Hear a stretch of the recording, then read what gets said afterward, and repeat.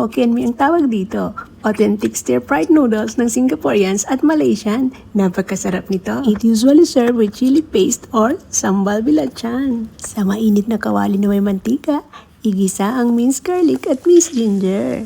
At isunod ang bean sprout. Mabilisang paggisa lang ito. Take it up and set aside. Dagdagan lang natin ng konting mantika ang kawali at igisa ang prawns at pork lechon kawali. Once na mag-brownish ng konti, isunod ang rice noodles. Igisa hanggang maging shiny ang noodle. Ilagay na rin ang scrambled eggs.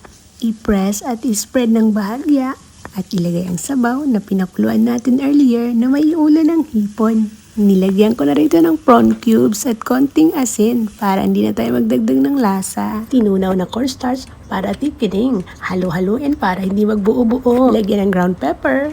Ilagay na rin ang bean sprout at ang spring onions. Ipagpatuloy ang paghahalo at i-off ang apoy.